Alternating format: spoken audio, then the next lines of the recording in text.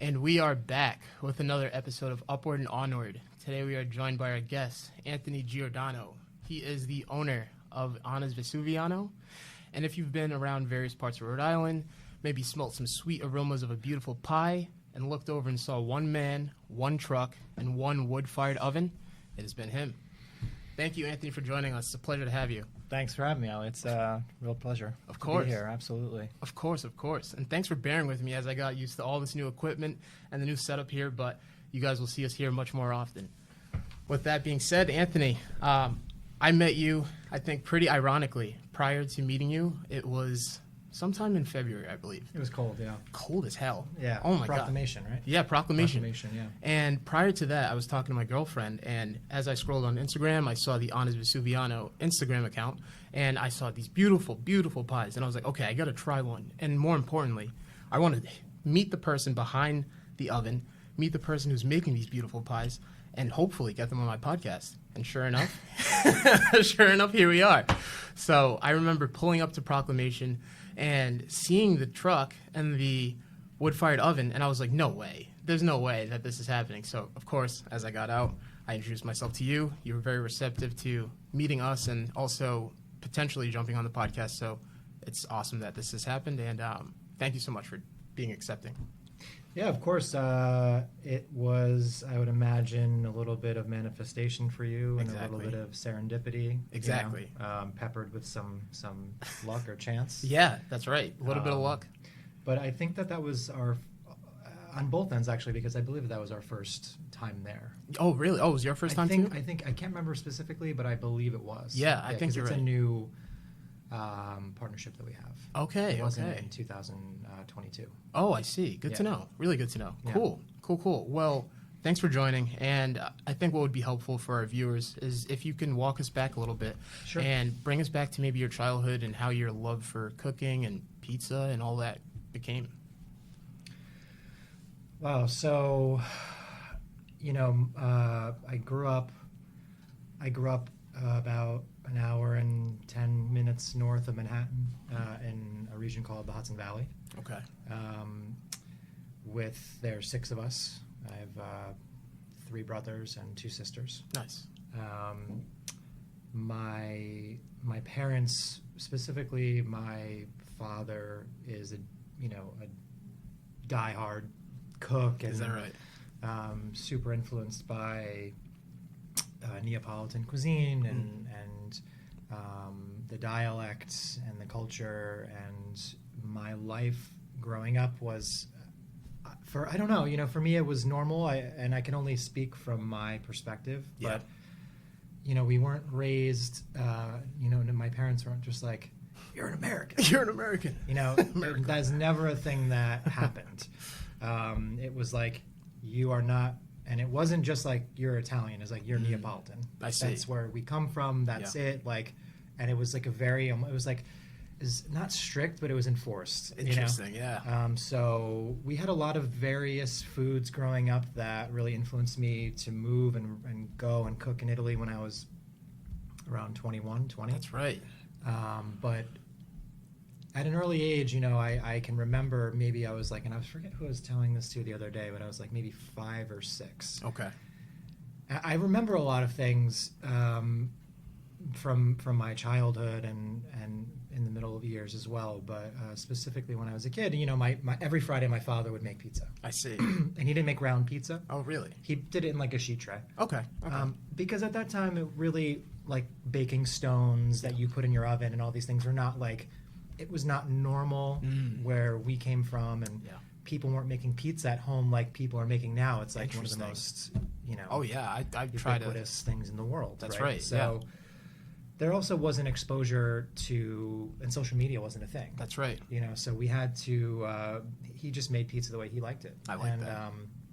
I can remember just like when I was literally like 5 or 6, and he didn't make the dough. He would buy the dough. Okay. Was that cheating? Cares, man. This is delicious. That's fair. It's like, not everybody's was created to make dough. That's for sure. Yeah. And especially now when we want to feed our families, it's just something you buy from the store, and it's expedited much quicker. But I remember going up when he would like turn his head, and I would go up and I would take a piece of raw dough and I'd eat it. Oh, really? And I would just be like so excited by it, and I was just like, "What? This is like the coolest." That's right. Thing, and it was so exciting every Friday. Also, every Friday in school we had pizza. Okay. So like I had pizza twice a day on Fridays. Double pizza. Yeah. Double pizza day. Okay. Best day of the week. It's a great day. Yeah. And that was a big part and influence of my childhood. And my father was always talking about pizza. He was obsessed with pizza. Yeah. And it was a big part of what we ate. When I was a kid. It's not like we ate it every day, but it was everywhere. Especially being in New York and going back and forth in the city, and it was just it made a major impact on my life. I can tell. And was his influence of his love for pizza from maybe a grandmother, or is that just something that he really just found as something that he could make to provide food for the family and just became a tradition? So pizza in my family is very deep. Specifically, not my mother's side. My mother's also Italian, but my father's side specifically, because my father's mother, who came from immigrant parents from Naples, was born in Brooklyn. I believe it was 1903. Oh, wow. Or 4. Okay. Or 02, something like that. Yeah. And she's actually the only birth certificate I don't have of the immigrants in my family. But she, she was a hub in the community in Brooklyn. She grew up in what we call now is around the Gravesend, Coney Island area. Okay. In a more southern Brooklyn. Yep. And at that point in time, there was a tremendous amount of Italian immigrants there. Who had come specifically from the South because of famine and poverty and shortages in food. Mussolini had absolutely nothing during World War II to do with that. But, yeah, right? No, nothing at all. But there was but there was a movement for pizza that was in a microscopic level that eventually sort of snowballed and is, what it is you see now. Yeah. But the origins of American style pizza comes from the creator of a place called Tatono's, which I don't want anybody who starts fact checking right now, because right now what everyone's going to do is they're going to go to Google. Who was the first? Yeah. The Google machine. Yep. And they're going to be like, it's Lombardi's, and that's true. Okay. That is true. That the first licensing, and I believe it was 1904, Lombardi's on Spring Street. I can't remember. Jesus. Yeah. Close enough, right? In the Little Italy area of New York, it's the first delegated license. I see. Right? Interesting. However, the person who was making the pizzas there, his name was Anthony Pero. Okay. And Anthony Pero, his nickname was Tatono. Okay. So he was the one making pizzas. And now you could argue with me all day that maybe Lombardi started. I don't really care. Right. It doesn't matter to me. Yeah. Because all these things are so stupid that we're even arguing about that, like, Yeah. You don't have to be the CIA to talk about pizza. It's just like such a very basic thing that feeds people. That was a poor person's food. That's right. Yeah. Right. Yeah. Very blue collar. Yeah. So in 1920, he left Anthony Pero, whose nickname is Totono. He went with his family in Coney Island, and he wanted to open up a pizzeria, but he couldn't speak English. And at that time, I don't think a lot of Italians spoke very good English, and that is where, in my opinion, and the opinion of many other linguistic anthropologists will tell you that code switching started to be a little more prominent in the Italian American community, creating different words and different things from other languages such as Sicilian, Neapolitan, Calabrese, and Pugliese, regions of Italy, where you're using something from English and something from Italian or Neapolitan. And now you have different words, even the way that you spell Napolitano, like how I spell it on my social media platform is Napolitano. I saw that. And that's not how you spell it in Italy. Yeah, I figured. I didn't figure that, but I've seen it spelled various ways, so I was curious about that. And if you think about that, and I'll tell you about Tatono in a moment, but if you think about that, the beauty in that is that in Italian, I is E, Mm-hmm. and E is E. Mm. So how you spell it is Napoletano with an E, Okay. because that is linguistically and phonetically correct in Italian. Okay. But phonetically, if you think about it from an American person saying I and it actually means E, Yeah. they're going to write an I, That's right. right? So phonetically, it is what maybe when immigrants came here, it's sort of writing that instead of the other way. Yeah. And you'll also find this in New Haven. Okay. So anyway, Very interesting. Very interesting. so Anthony Pero wanted to open up a pizzeria because he had just come from Lombardi's, and obviously we have a very big pizza war in New York between Grimaldi's, Giuliano's, Yeah.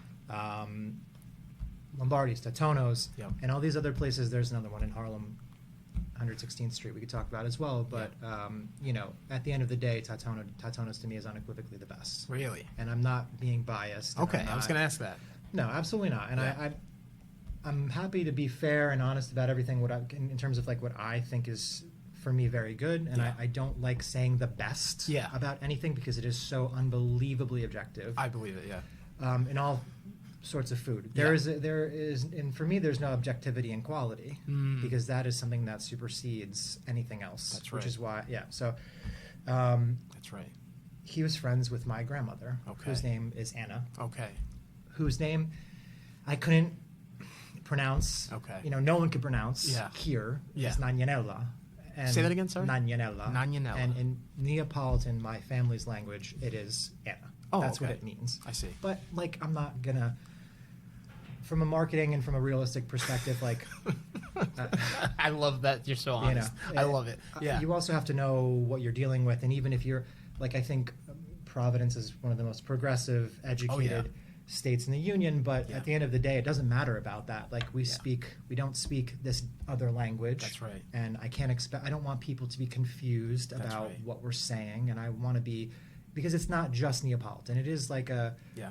it is, it's a evolutionary species that has come to be from two different cultures that Yeah. is an amalgamation of what is now, right? Yeah. So we have Brooklyn, we have Neapolitan, Mm.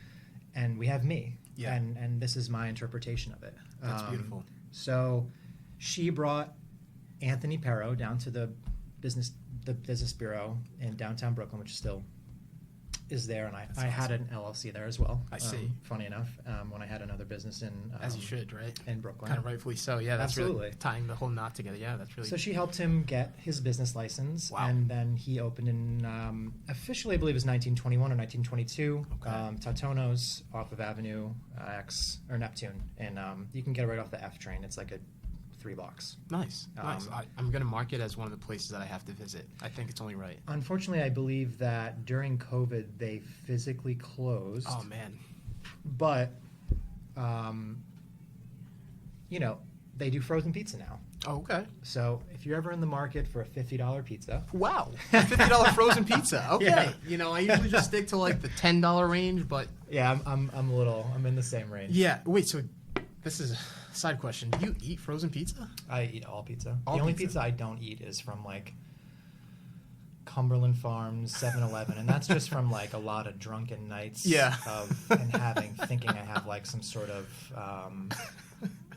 I don't know, cancerous stomach That's disease right. from eating that. That And very well could be a it thing. really was just 25 beers and a And- whole pizza from 7-Eleven. Yeah, that may have been sitting out there for a couple hours, but that's fine, right? It doesn't matter.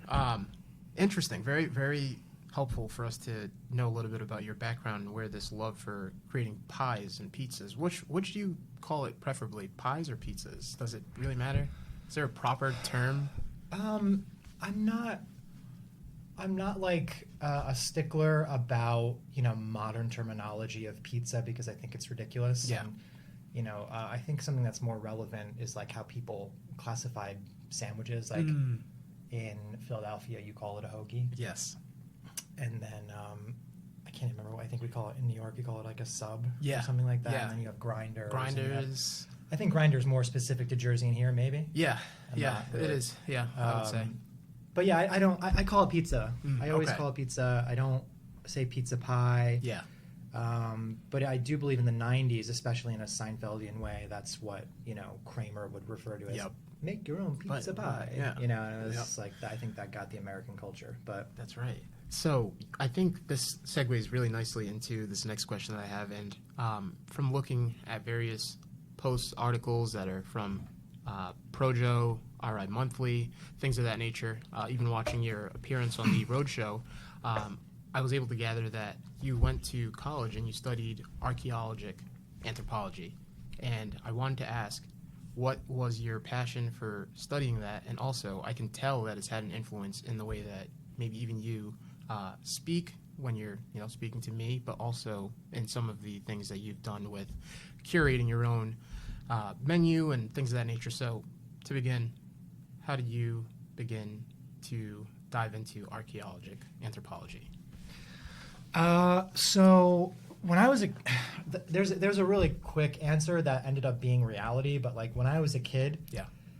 I was obsessed without knowing what it was called, archaeology, right? Mm. Like I think when you're a little boy, you like two things. Yeah. I think they're definitively from a child psychology level sort of perspective.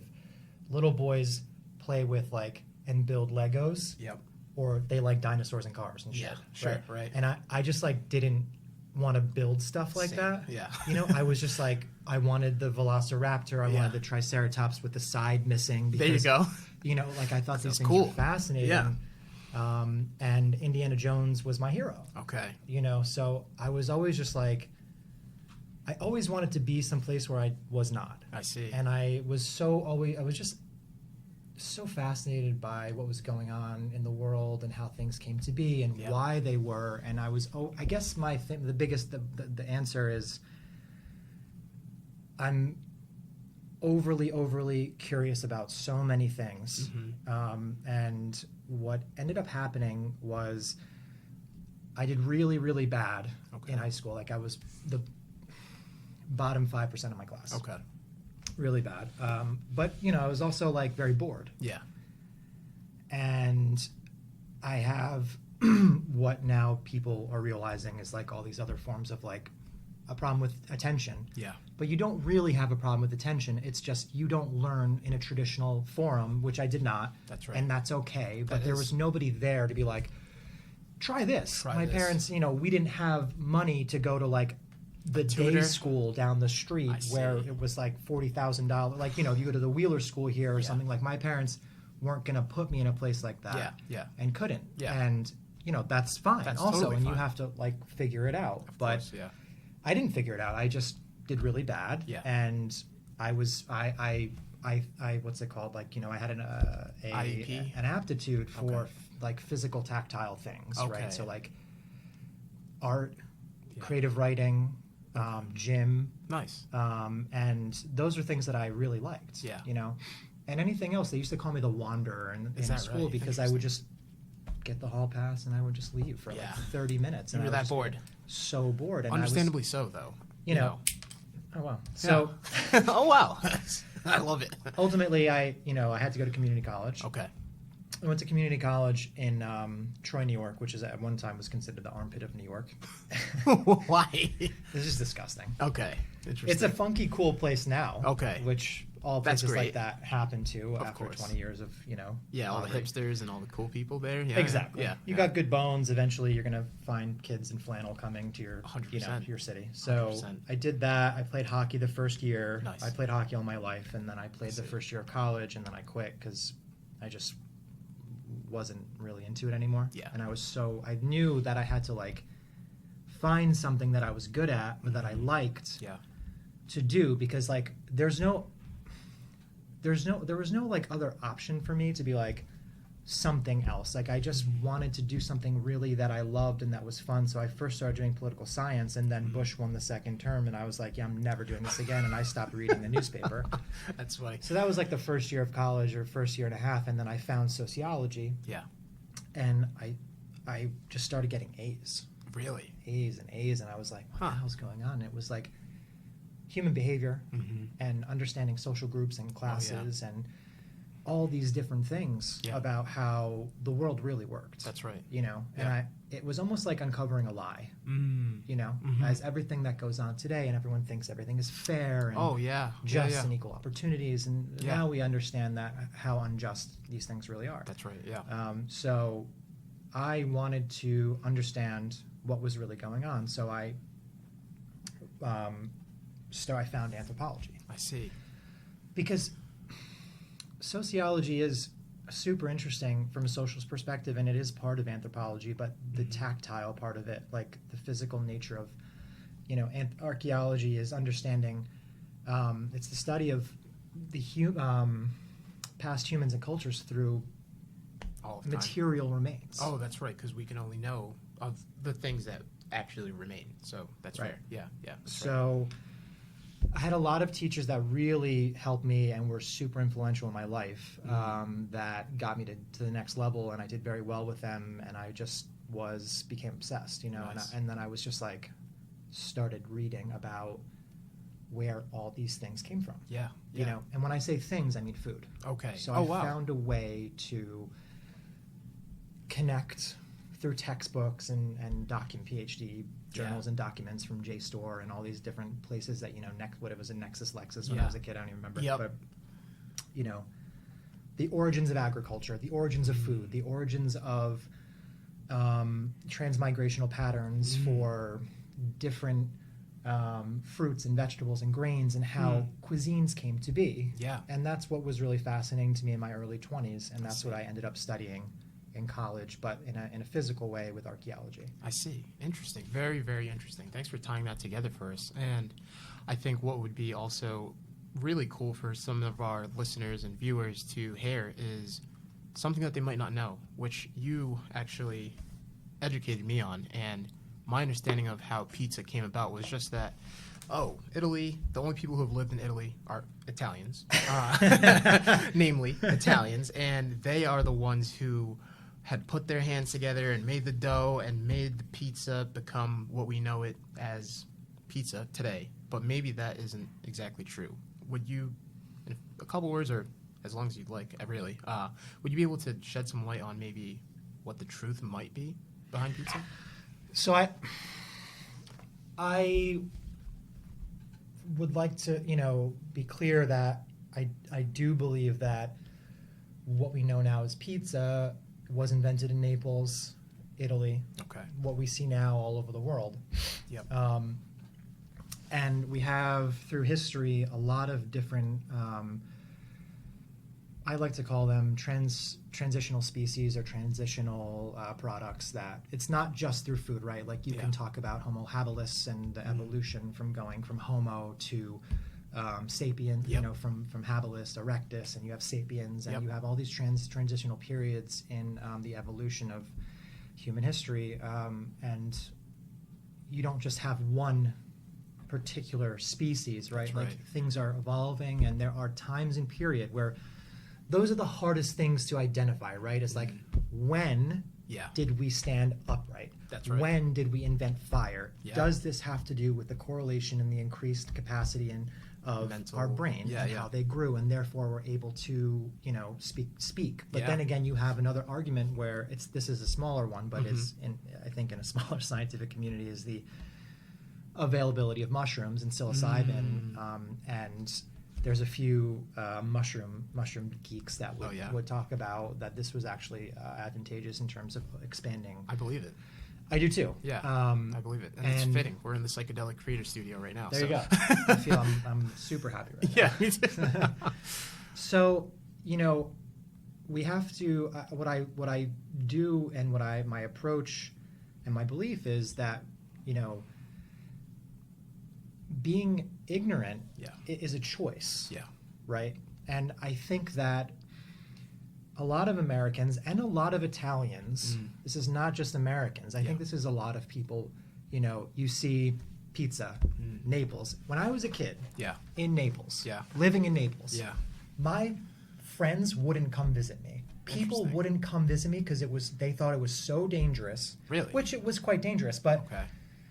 you know, you have to know how to act. That's fair. I'm not going into, there's like a very a very well-known, one of the most well-known hoods. This is like one of the most dangerous places in Naples, called Scampia. It's the projects. Oh, it's really? absolutely, it's super scary. Really? Okay. For what reasons? Why is it so scary? Have you ever seen snowfall? I have not. Okay. Well, have you ever been to like actual projects? I mean, I've lived in Rhode Island for most of my life. If there's any places in Rhode Island that you consider projects, I guess I've been there. I'll come back to that. Okay. But we'll go through pictures and stuff, and Yeah. but it's just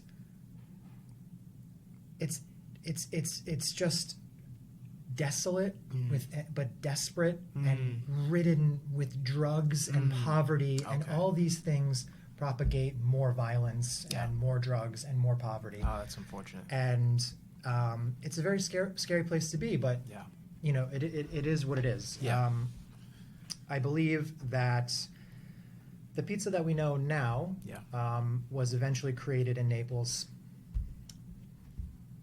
roughly between the 16th and 7th, the late going into the 18th century, let's say, just for within a 100-year span between the year of 1650 and 1750. Let's say that. Okay, cool. And the reason I'm saying that is because the oldest pizzeria in the world still exists, and it's the exact date, we can look it up. I believe it's 1768. Wow. Okay, it's called Portalba. Okay. They still have the original oven in the back. Really? And it's like a museum. They still do pizza, they still do fried food. Wow. And it is right next to one of the oldest streets in Europe called Napoli, which means the cut. Okay. Or it's like it's like the spatch of Naples that is a UNESCO World Heritage Site. Okay. Which is something that I chase all over the world. Really? And look for, like you Nice. have the pyramids are a UNESCO site and so on and so forth, but that still exists. So that for me is like, in this moment, a comparison would be like the Lombardis of Spring Street, right? Okay. And you have that. Was there things before that? There were. Yeah, for sure. Right? Factually, I have, dorky history pizza books that tell you about the original pizzerias that were even 30 years before that. They just, what happened was they assigned pizzerias numbers. Okay. And a lot of those pizzerias don't exist anymore for copious amounts of reasons. Yeah. But let's say 1760, right? Now, at some point, we have to realize that pizza was not the first form of flatbread. That's right. Right? And it has been argued that pita from Greece was a subspecies before that. And then, you have the pita from Greece. Okay. Which, Naples is a Greek colony. Neapolis means new city. I see. Okay, I didn't know that. And there are some of the oldest Greek remains in the world there, especially the Archaeological Museum. I see. And you could still visit sites there that still have, from the 9th and 8th century relics and mosaics. Really? Naples is older than Rome, and I don't think a lot of people realize that. I did not know that, yeah. It is a tremendous city of chaos and beauty. Is that right? And it scares people. Yeah. But if we're going to go into the argument that the Greeks created a form of pita, sure, but you have to imagine, right? Like if we're going to, you're going to draw. Yeah. Like this is the Mediterranean. Yep. You got to imagine that if Italy's here and Greece is here, and this is the Levant, and where as we know it, factually, if you believe in science. Yeah, which I do personally, yes. Joking, but yeah. the creation and grainer of wheat and granaries are from Jordan, Israel, Syria, and Turkey are the oldest in the world. Interesting.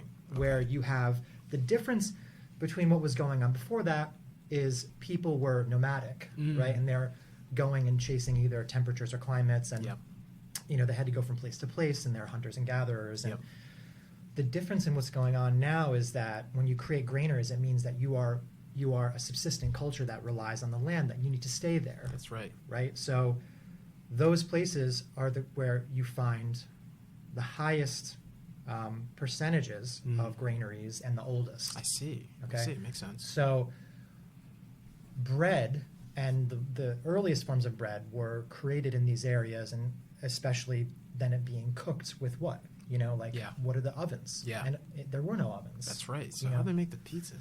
So you have breads.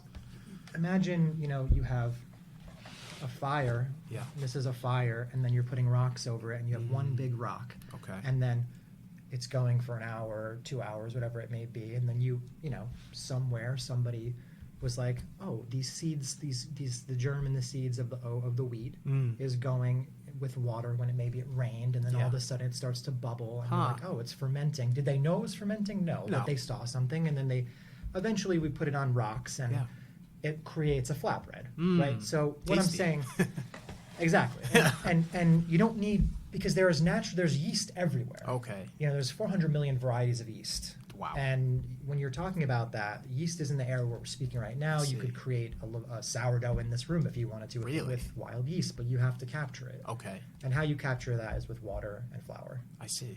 So my sort of hypothesis is that Arabs, and we call them Bedouins, who are essentially people who are going through the desert, and they were nomadic, had mixtures, and maybe they were putting it on rocks or however they were cooking it, right? Yep. There's a tremendous amount of Middle Eastern breads and Turkish breads, and that are all in this area of the world. Yeah. But to just say that, which also, let's be clear, these civilizations lived and were created 7,000 years before Greece we even knew what Greece was. Yeah. So to give credit to Greece, also the Greek flatbread is significantly different than the Arabic flatbread, whereas the Arabic flatbread is puffier. Okay. And it looks more like, so you can get different pitas. For me, the cheap pitas are the ones that you can't cut open and stick something in. Is that right? Yeah. Okay. And they're crusty. Okay. The ones that I like are really, really nice Arabic pitas where they're puffy. Okay. And you could cut it open. You get a really nice shawarma sandwich or something. Oh, yeah. That, for me, is where it all started. I think that what I want to do is just give credit to, and historically and just factually, to the people that created something that we now use. And it's just like, the first pizza was not tomato. You know what I mean? It wasn't tomato on top of bread. It was something more like lard or fat. Oh, yeah.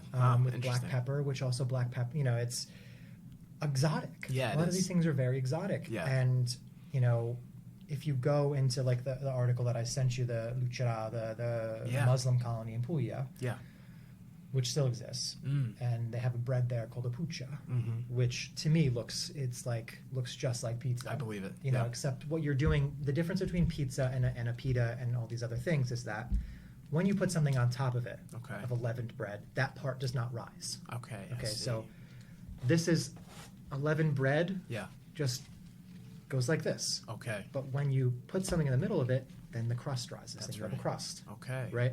That to me is what separates pizza from a lot of other things, especially since it's round. Yeah. Right? Yep. So I also believe, so you have a tremendous amount, I can talk about this all day, but the bare minimum for me is that I think we have to give some sort of credit and homage to Arabs who created and domesticated wheat. Definitely. Who created the beginning sort of, maybe you would call the first invention of some sort of flatbread. Okay. Right? Obviously, this went all through the Mediterranean. Yep.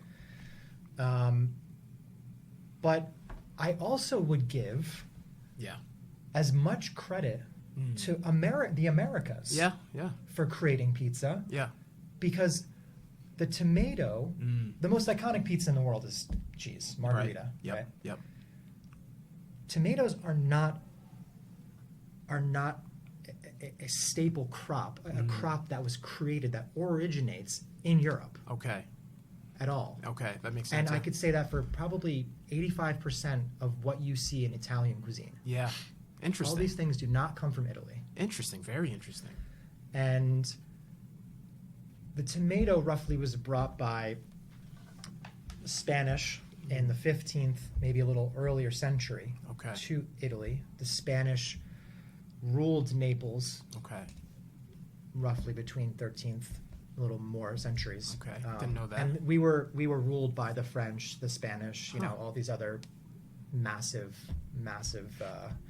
tyrannical Wonderful. bodying governments who Yeah. had very varying ways of living, and a lot of them, especially the Spanish, were responsible for taxing the poor and taxing everybody to the point where there was no even bread, Wow. and people were dying at tremendous rates Wow. because of impoverished communities. And Yeah.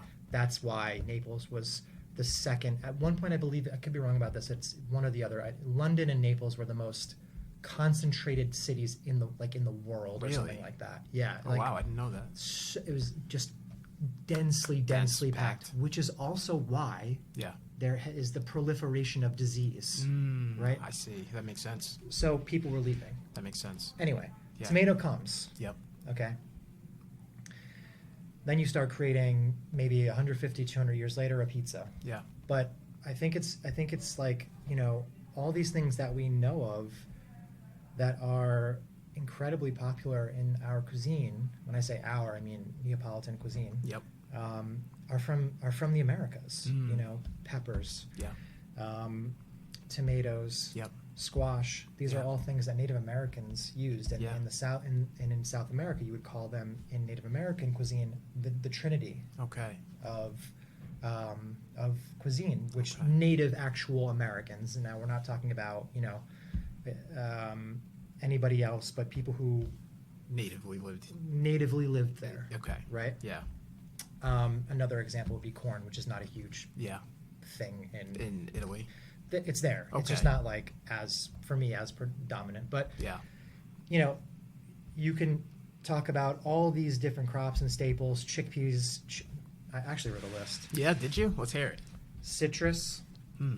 sesame, pine nuts, pistachio, almonds, sugarcane, rice, figs, chickpeas, durum wheat, eggplant, garlic, tomatoes, peppers, squash, spinach are all not from Italy. Wow. They are all crops that come from other parts of the world. Okay. And a majority of these come from the Near East, or the Levant, or what we would call a few of these places as Mesopotamia. I see. So if you go in the south, specifically Sicily up to Puglia, Yep. and I would encourage, if anyone hasn't been to Sicily, Yeah.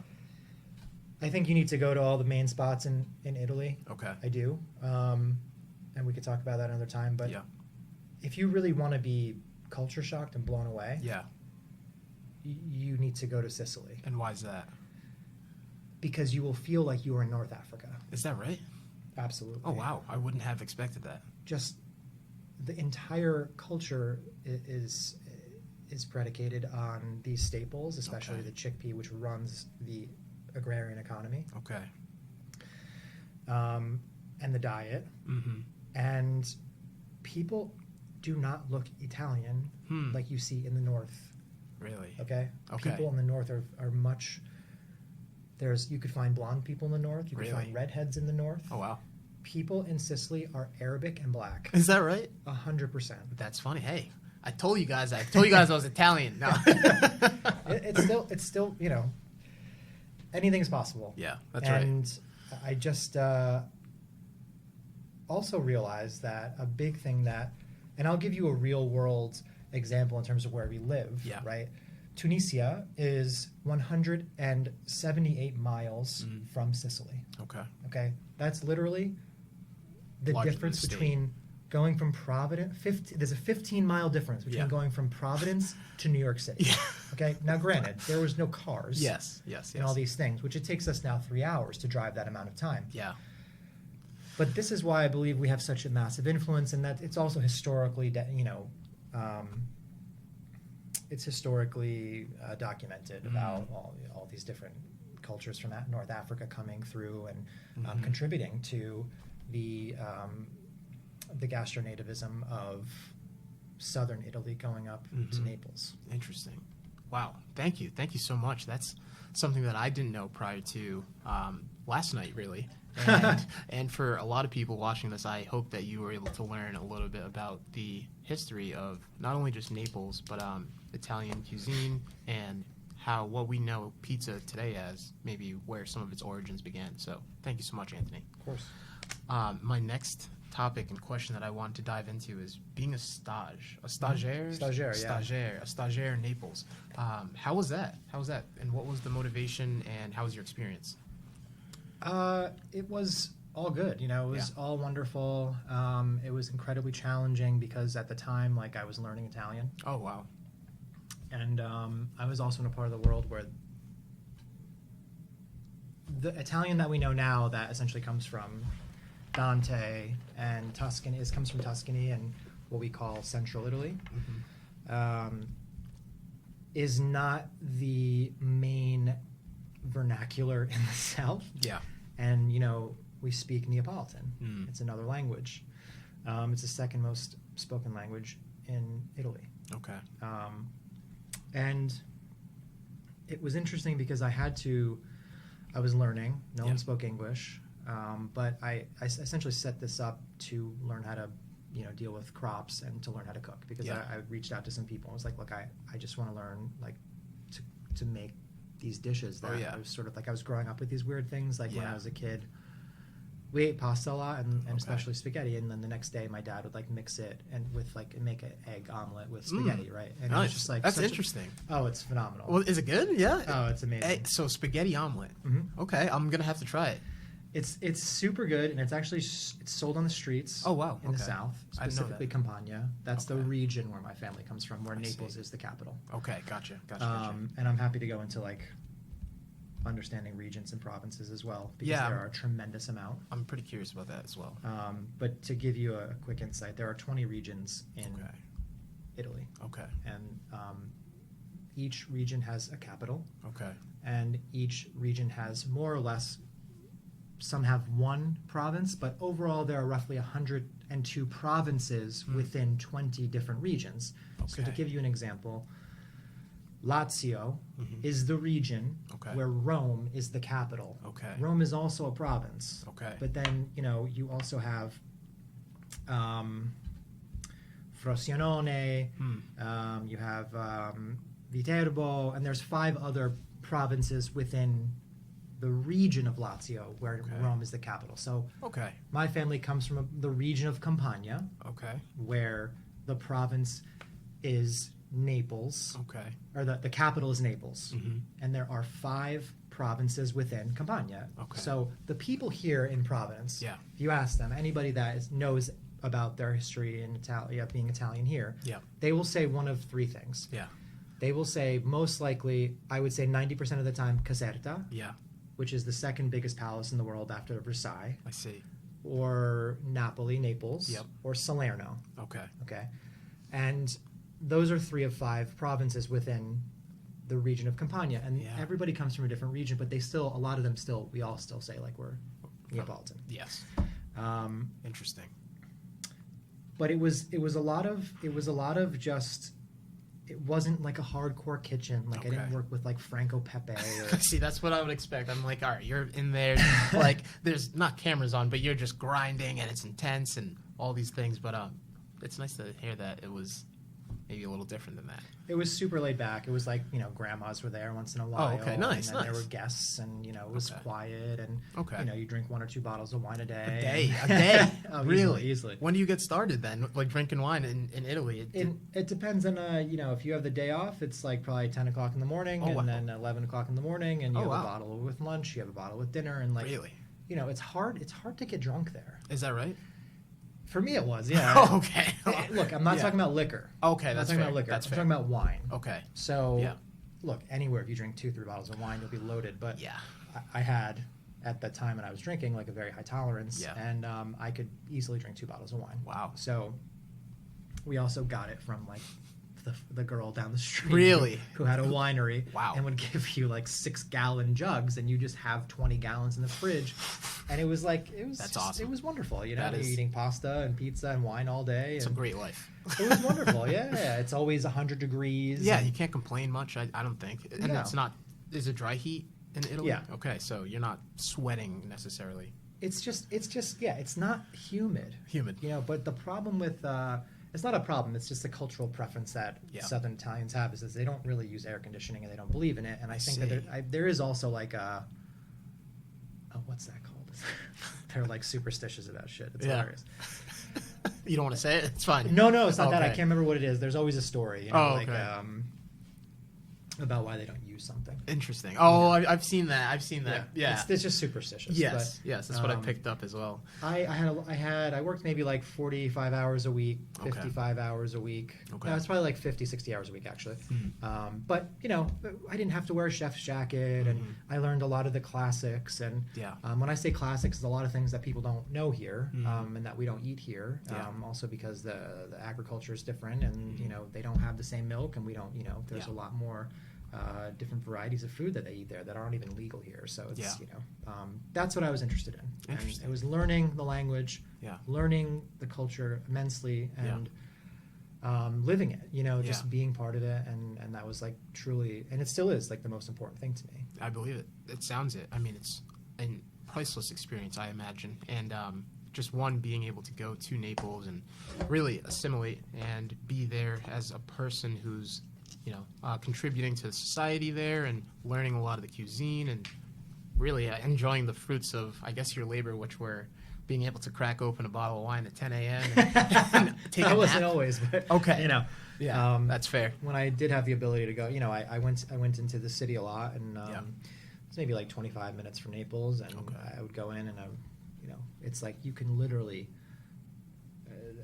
I don't like to exaggerate when I say a lot of these things, Yeah. because I want to be very, very clear, very honest. Like you can get on the side streets of Naples, there are just little what we would call like bodegas here. Yeah. A bottle of wine is €1. Wow. You know what I mean? Wow. That's cheaper than water in some places. over It here. is, and Yeah.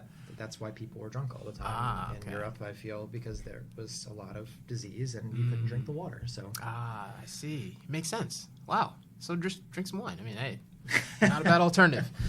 Really, really interesting. Cool. So we've talked about your experience as somebody who went to Naples and studied as a stagiaire. We've also talked about you and your childhood, some of your experiences with anthropology. And my next question for you is, when was it in your life, maybe after being a stagiaire in Naples or prior to that, that you decided that having something of your own was something that you were interested in, and how that became Annas Vesuviano? I always wanted to have a pizzeria since I was a kid. I've always been, and you know, I was searching. So this is just a personal thing, but I was always searching for why and where things came from, and obviously that's why I got into. It's not obvious, but that's the transition to why I went into what I did in school. Mm-hmm. But I always wanted a pizzeria. I was always fascinated by it. I was always fascinated by the wood and you know, not just pressing a button and having an electric oven, which is, don't get me wrong, I love that kind of pizza too. Yeah. It's just not really super interesting to me. Yeah, that's fair. And it's such a personal choice. I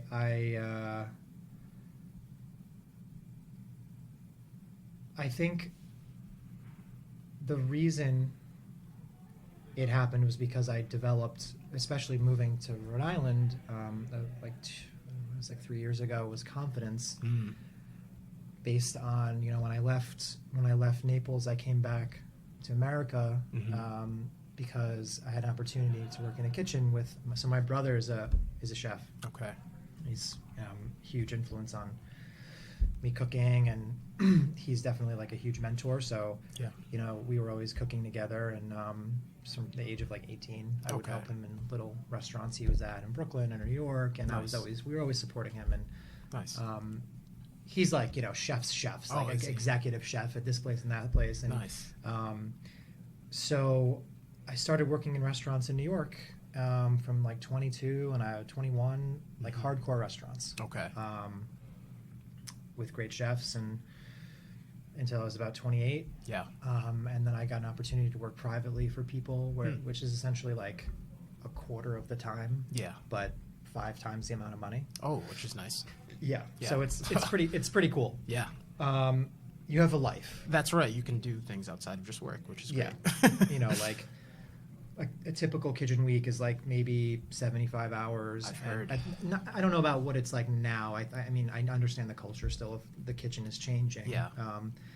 But back then it was like, 75 hours, 95 hours. It's like super normal.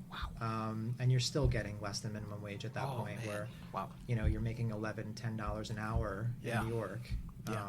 or in like the 2000s. And, which to me, like, I want to be honest, like, Yeah. I wasn't thinking about money, and I didn't care that I was getting paid $11 an hour, because I was so stoked I believe it. to be cooking with specific people who I now consider mentors, Nice. and who really helped me develop my confidence in the kitchen, whereas Yeah. I didn't really have that initially, but I had the education. Yeah. And what it comes down to is a lot of things, but when I came here, I think social media played a huge role in it. I'm not a social media person, but if you were to like be on my Instagram page right now and look at who I follow, Yeah. it's just only people that inspire me through food and pizza. Like if Yeah. you're some regular guy Just hanging like out. making some sort of pizza Yeah. at your house, like I don't care. Don't about care. it.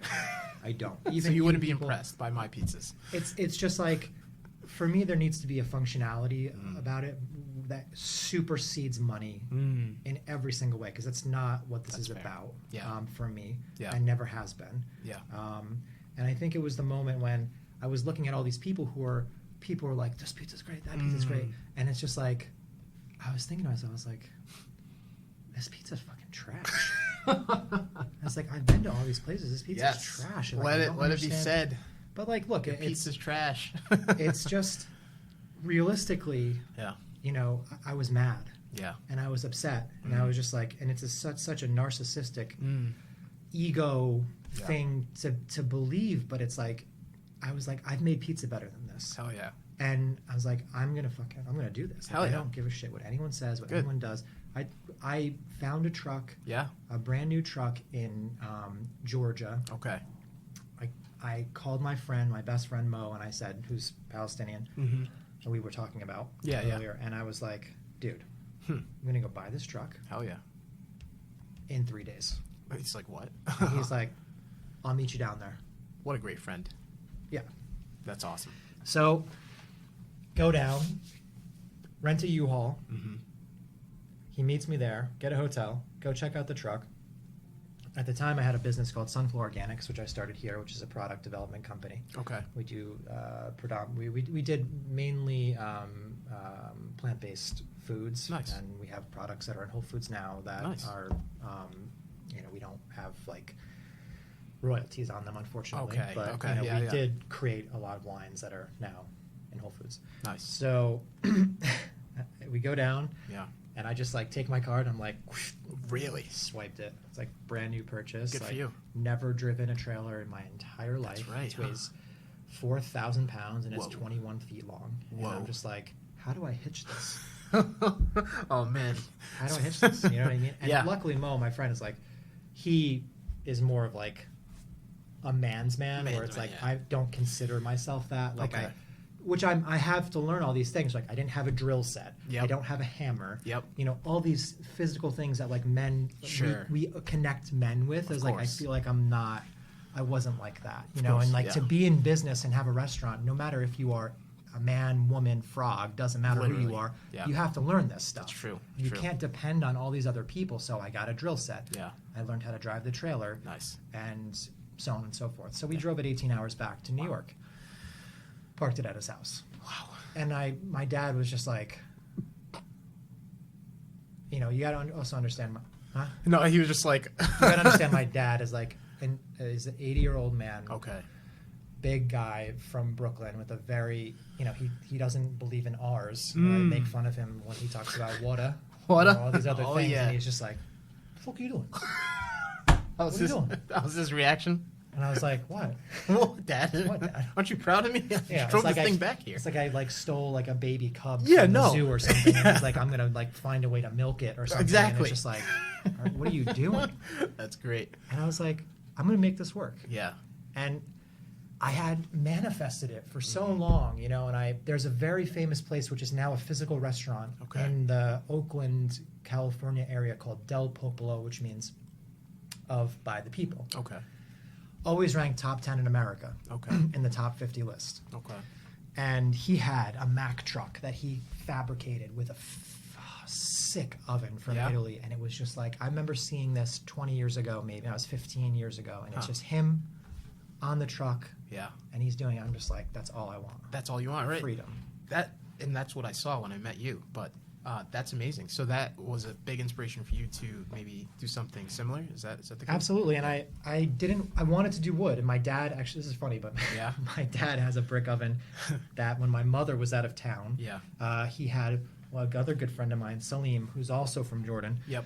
another kid I grew up with, Yep. and he builds these ovens, Hmm. and he built my oven. However, Okay. he built the one for my dad, Okay. and my mom came home and was like connected to the house, and she's like, What the hell is this? What Huh? is this? You know what I mean? And he loves it. And then Yeah. Mo has one, Okay. who Salim also built, and Salim built mine. Okay.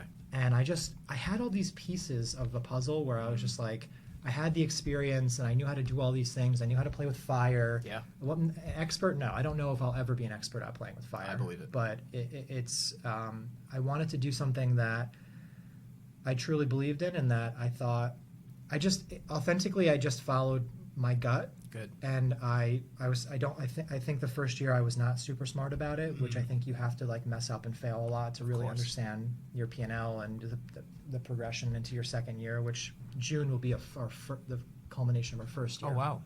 Interesting. But there's only one way for me to make pizza, and that's with wood. Yeah. You know, Is that right? There's a guy in New York who I've been my idol since I was a kid. Okay. I've been going to his places since I was maybe 16 or 17. Okay. His name is Anthony Giordano. Okay.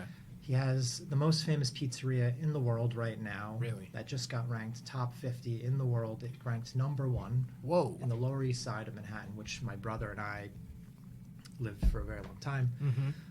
And it was around the corner from our house. What's it called? Una pizza napoletana, which just Okay. means like a Neapolitan pizza. Okay. Personally, I think it's a terrible name. I mean, yeah. It's such a generic but Generic. that's what he wanted, was something generic, and There you like I go. don't really care. Yeah. But I remember going there, and he was just such a, oh my God, he was just so obsessed with everything, every Yeah. little ingredient. And Hmm. this is the first year that, and you'll never, I don't know if you'll ever see this again, but Okay. if you look up Mm-hmm. top pizza top 50 in the world, Yep. and you do the classification of literally top 50, not America, not In the world. Europe, it's top 50 in the world. Yep. There is Francesco Martucci, who owns I Massinelli, Yep. Yep. and you have next to him is Anthony Mangieri with Una Pizza Napoletana. That's so you right. have who I've been to Francesco's place in Caserta Yep. with my fiance, Mhm. and went there 2 years ago. Yep. And they got number 1 the day after the day after we got there, like Really? So the day before we got there, they got ranked number 1. Wow.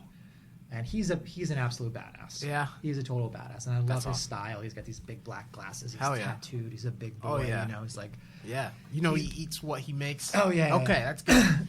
I trust him then. So, I remember seeing that and being like, "Fuck, man, this is so awesome." And Yeah. I hunt restaurants and specifically pizzerias all over the world. I It's believe not just Italy. You know, it's Nice. really not. Nice. So, this year when they came out, Mm. the awards came out, and it's like, this is Francesco, and then this is a guy from America. Yeah. Like, And it's like, there's no number 1, number 2. They are number 1. wow. And I believe what's happening now is there's a huge change and movement going on also in Naples with young people. It's not the old people, it's the young people, because the old people are, I don't want to say burdened by tradition, but they are. And you know, there's nothing wrong with that. And that's Yeah. where everything comes from. Yeah. You need to have that, and you lose your culture without that. But you That's also right. need people to be on the forefront of progression. That's right. And in terms of like creating something that is also equally as beautiful but maybe quasi new. Yeah. And you know, you have people using higher hydrations with pizza now, and they're doing all these different techniques with bread Yeah. and pizza. And I believe in the next 5 to 10 years, you're going to be having a lot more people from Italy Yeah. coming to America to try pizza here, because we don't. It's a blessing and it's a curse. Yeah. Okay. We don't have Okay. the same standards as Europe. Mm. We don't have the same laws for Yeah. food, and that is a good thing and it's a bad thing. Yeah. It's a good thing because we can interpret anything, Yeah. True. but most of that is trash. I believe it. Yeah. Okay. Yeah. And you need to hold on to some element of tradition, and you have to understand tradition Yeah. to be progressive. Yeah. You can't just have somebody who has never cooked or anything. Oh, yeah. Now they're on YouTube and they're like, I'm a pizza celebrity because you're now on YouTube. For me, that means nothing, and you're no one to me. I love that. You have to understand tradition. You have to understand where these things came from. True. And if you don't, then you're not an artist. That's right. All artists know, they respect the classics. Yeah. Everything that they do is because it is burdened by the classics and tradition, which is the only way you can move forward is by understanding the past. That's right. So what's going on now is you have people here who actually make really good pizza. Yeah. Like, arguably, the difference between Naples and here is that it's like if you go any place where something was created, Okay. right? If you're going to go to New Orleans, you're probably going to find some of the best gumbo in the world. Right. And in my opinion, New Orleans is a top 3-4 food city in the America. world. Okay. In America. In America. No Okay. question. Yeah. Yeah. It's one of my favorites. And Really? for a long time, it was my number one. Really Absolutely. interesting. But like, when you get to the source, Yep. right, you have the most pure form of something, and then you probably have a lot more. So like you have something like 10,000 pizza makers in Naples, Yep. or the region of Campania, Yep. and you have a tremendous amount of pizzerias, and just because of the numbers, you have a lot of good ones. Yeah, right? true, And true. it's very easy to find good pizza Yeah. in Naples. Fair.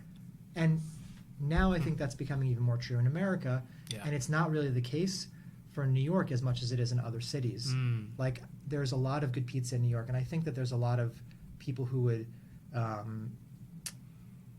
maybe a few people that I don't particularly like that say the opposite, but I also think that they're quite privileged and uneducated about culture. Yeah.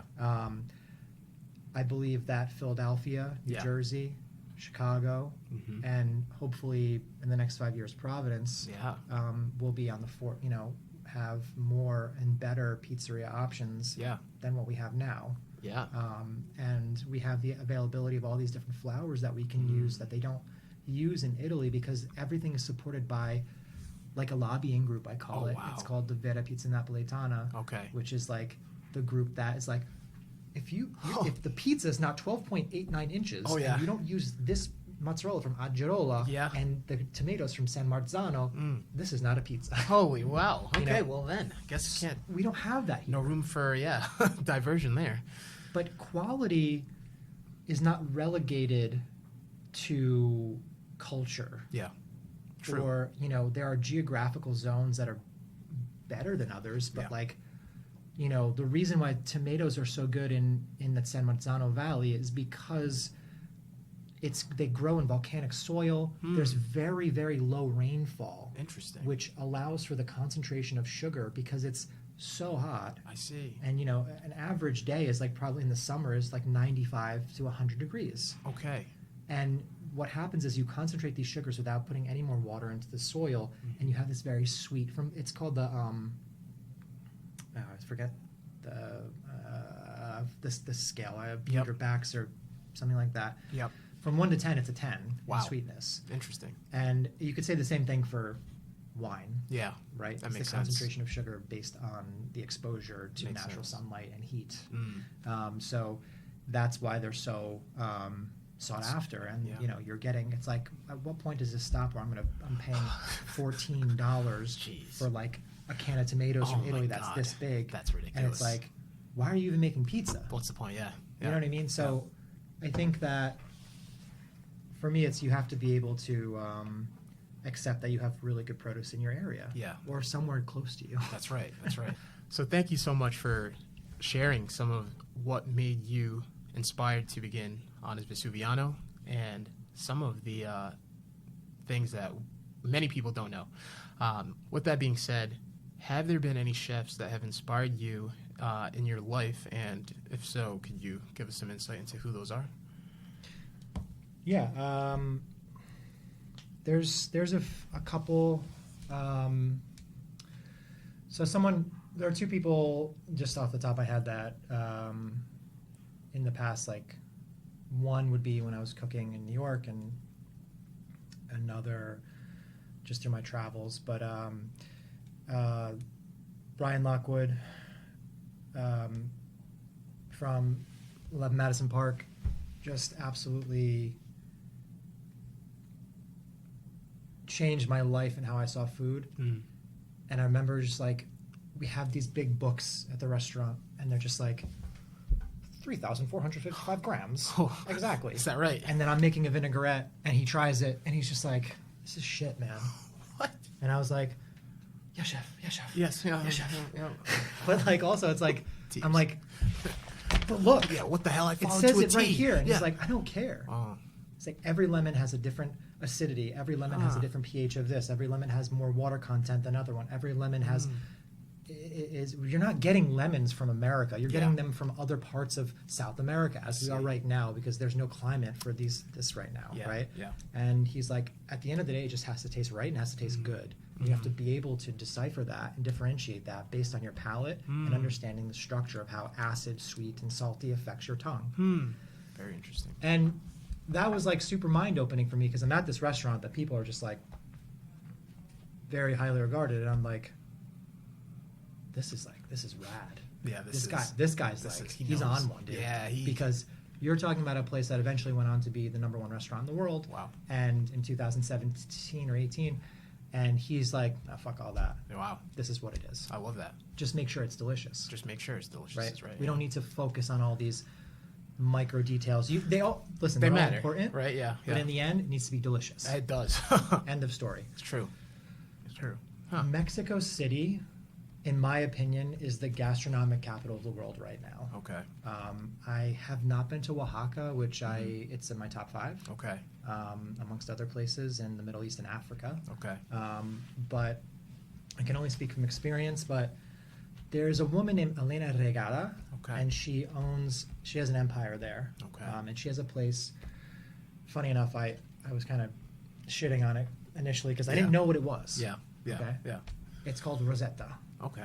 And it's like, imagine, a 17th century house walking down a shady, beautiful street in Charleston or Savannah, Georgia. Yeah. But you're in, I believe it was in Condessa, the neighborhood, I can't remember. Mm-hmm. And it's like 3 floors, and it's like someone's home. Is it? All wood floors, Interesting. like 300-400 years old. It was absolutely beautiful. Interesting. Yeah. Initially, my fiance, Sophia, was telling me like, okay, so my friend Yeah. gave me this recommendation Gotta try it. about an Italian restaurant in Mexico City.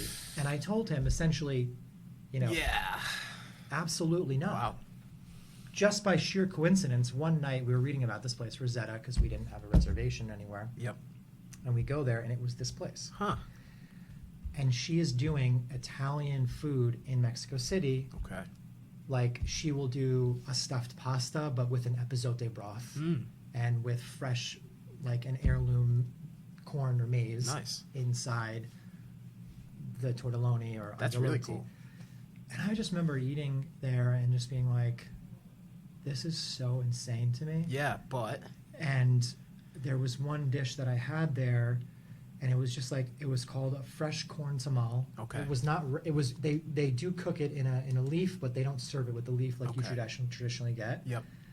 And it's just a white tamal, Yeah. like super, like almost like it was like opaque or something. Interesting. Interesting. And it's just on the plate, and it's with smoked celery and brown butter, Okay. and it was utter minimalism. I remember eating it and just being like, this is the best plate of food I've ever had in my life. Wow. Mexico And City. Mexico City. Italian food. It's I hate using the word fusion, but she also, what I didn't realize before I went there is that she trained with Giorgio Locatelli Interesting. in England at La Locanda, one of the Okay. most infamous Michelin star restaurants Okay. in the world. Huh. This guy from Genoa or from the north, and it's just like, wow. Wow, is right. It was wow. You're just Okay. like, even the dessert. Yeah. It was just absolutely mind blowing. And then the next day, I went to her bakery, Oh wow. a panaderia, and it was like classic concepts of pastry from France, Yeah. but like Italy and Mexico City and Turkey and Austria, they all have like a different Yeah. way of approaching these same desserts, and they also have their own. Okay. But like you're getting a cardamom infused pastry from or croissant, Yeah. cardamom cream. Huh. I've never had that. in or chamomile or any of these I- things I would- in Mexico City, and it was just like, Wow. we also went to like, a lot of so at that time 2 of the top 10 in the world were there. We went there and it was like mind-blowing. Yeah. And, you're just like, oh my God. A lot of these people are on like chef's table. I believe it. Okay. It was just like one of those times where you're like, I think people are so unbelievably unaware Yeah. of what Mexican food really is. Yeah. Yeah. And it goes back to being like selectively ignorant and not going outside of your comfort zone. Yeah. And now we are, to just sum everything up, is like, I just believe that stop, like, you need to be safe in wherever you're going. Yeah. But stop micromanaging everything that you do about your trip to create the experience that you've never had, to try to have something That's that right. you've never had. That's right. That's You know right. what I mean? Yeah, Like, yeah, I do. You're never, no one's experiencing life anymore. No one is, I agree. is present. I It's agree. like you're looking at Yelp for the safest yeah. zones, the Yep. best hotels. Oh, yeah. It's like everything's White Lotus. Yeah, it's just walk down the narrow path. Yeah, don't veer off too far, because you might try something new that you might love. But I mean, I think exactly like what you're saying. It's veer the off most that path. important thing. It's Yeah. the most important thing for me, and it's the only way that you can get a truly authentic experience and a truly authentic opinion Yeah, of that experience without anybody else. Like, I don't read review. that's good. I I don't like read that. reviews about places. That's great. I've never read a review. I don't even know if there are reviews about Annas. I don't Yeah, care. really, I don't either, I but don't care. I'll give you my review. It was fantastic. The Pizza Bianca was phenomenal. I can't wait to come back and have another. So if you guys are listening and you're in Rhode Island, please, please, please seek out Annas Vesuviano on Instagram. I'll post it here. But also, more importantly, follow them for where they'll be on the weekends. You don't want to miss out. Thank you, Anthony. That's really cool to hear about some of the chefs that have inspired you. I think now we can do a little closing, and I think for people who are out there and listening, and they're saying to themselves, wow, Anthony is a super cool guy. I really like what he's doing. I think when I see these pizzas on his Instagram, or even a pizza I've had, I loved it. I maybe want to start my own mobile wood-fired pizza truck business.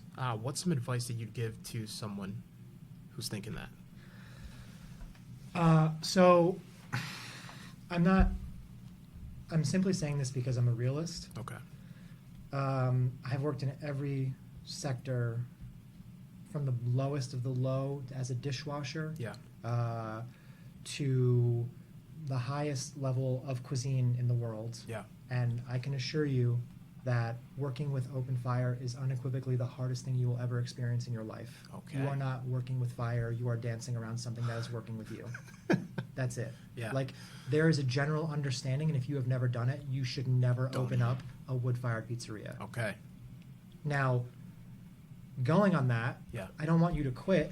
Mm. And now, if that's something that you want as a dream, Yeah. my advice to you, because we are now in a realm where you can access anybody. That's right. When I was working in Italy, there was no such thing as social media. There was That's right. there was no like, you couldn't just, I'm going to tap in this pizzeria and just follow my phone. That's right. My friends and I, my friend Roger, who was with me the first time we were doing all the pizza tours in Italy, Okay. sheer luck we found this shit. Really? Like, we had a map, a physical my map. God. This Wow. is 20 years ago. Wow. Now you could just go anywhere. You know about all these things. Oh yeah. And it's so normal. And my advice would be to email every single person that you look at Okay. who is working with fire and ask if you can stage there for a week, a month, whatever it is. Yeah. Say, I will do anything. And because that will determine if it's really what you want to do, because Fair. most people, I believe, are full of shit. Oh, I believe it. Yeah. And yeah. 99% of the people that are out here trying to make pizza. Yeah. Now, look, I could fail tomorrow. I could fail this year. Yeah, Maybe that's right. Anna's isn't open next year. This is not about me. Who knows? This is about the reality of the situation. Mhm. It's like, I'm having fun every day, I believe it. right? Yeah. And it's like, this is the hardest thing you could possibly do. Do I have hardships and like Of course. problems and stress every day? Yes, but that's a part of it. And you have to get there first. True. And if you've never worked with fire and you've never made pizza, like, cooking in an uni oven is not working with fire. Yeah. No, that's It's not. It's not. I have one. You know, it's super fun. Yeah. It's amazing. It's cool. I think it's an incredible invention. Yeah. But you will never, Yeah. ever, if you've never worked with wood, you will fail. Oh, I believe it. And if you don't love it and you're Yeah. not obsessed with it, Yeah. it's never going to happen. My advice would be to go and work in a pizzeria for at least bare minimum 2 years with fire Okay. before you open something of your own. Because Okay. you cannot have that and develop confidence in something that you have no experience in. True. Very true. Wow. Well, thank you so much. That was amazing. I think this has been my I don't want to say this out loud, but this has been one of my favorite episodes so far, and I'm so looking forward to having you back on, because I think there's some things on my list that I didn't get to check off, and maybe some things on your list that we didn't get to speak about. But Anthony will be back. This was a banger. If you guys enjoyed this, give it a like, give it a thumbs up. More importantly, go over to the Annas Vesuviano Instagram, and like I said, please seek them out, because you need to try the pizza that Anthony makes. I think when I had it myself, I didn't know what to expect. I knew it looked great. I knew it was beautiful.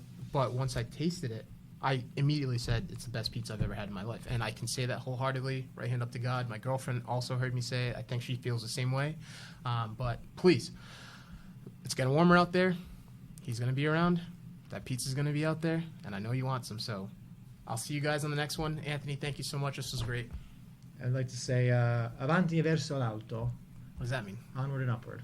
Oh, no way. Let's go. All right. We've heard onward and upward in Latin, but now Excelsior. we've heard Excelsior, right? Mm-hmm. And so We what, could do Spanish too. Adelante arriba. Adelante hacia arriba. let's just keep it going. You got anything else? I don't speak any more languages than Oh, that. man. Come on, Anthony. All right. Well, I'm learning Neapolitan. next time there'll be another way to say upward and onward that we'll all learn together. Thank you, Anthony. Thank you. Thank you. Appreciate it.